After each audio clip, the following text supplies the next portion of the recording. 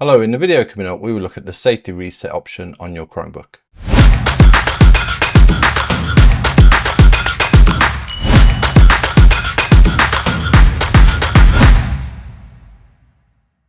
So if you've ever had problems with your Chromebook, previously what you most likely did was look at your browser to see if there's a problem with your browser, if you had pop-ups and stuff like that. Now, a lot of the times these sort of things are when you visit websites and you say yes to notifications. Now, you'll notice over the last few years, a lot of the websites have done this. And the reason why is because before it was always we just click because we thought they were saying yes to accepting cookies. But they do that, but they also do notifications, and a lot of people just click because they're thinking it's the same thing, but it's not. And then you get annoying notifications on your Chromebook. Now, there are other ways you can get rid of those, but you may have other issues with your Chromebook. For example, if you've changed your settings a lot and you've got issues where your Wi-Fi keeps dropping out and stuff like that, or there's just something with your Chromebook that you feel isn't correct. Previously, the only real option you had was a power wash. Now, a power wash is a factory reset essentially, and the issue with that is any data that you've got stored locally will be wiped. And if there's more than one user on your Google Chromebook or your Chromebook,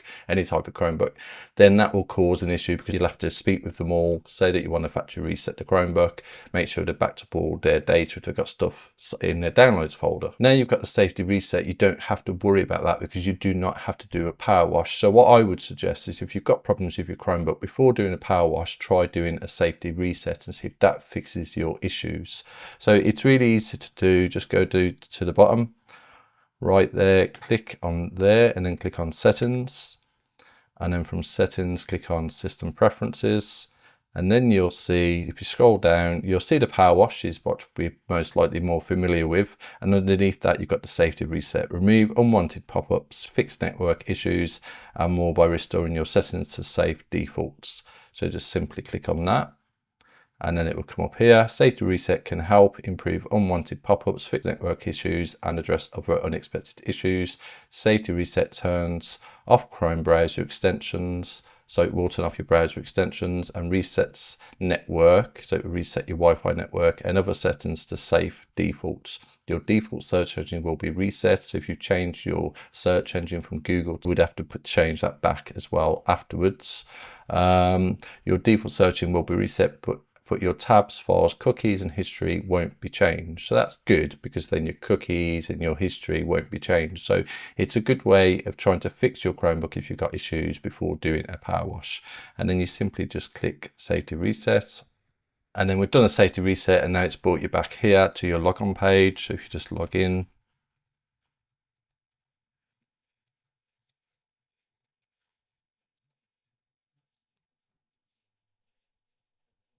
and that's just a normal welcome recap, and there's you've got the safety reset there, and that's this welcome recap. You can turn this off as well. This just comes up to say what you was doing last. So last we were doing a safety reset. It's just giving you the option to go back to that, but we're not going to do that. We'll just put no thanks. And from here, as you can see, it all looks the same. Nothing's changed. It's not downloading apps because it hasn't wiped the apps. Anything in your downloads folder will be here as well, so you can see you've got previous files in your downloads folder. So that's all there. I'm hoping once you've done a safety reset, it's fixed the issues that you've had.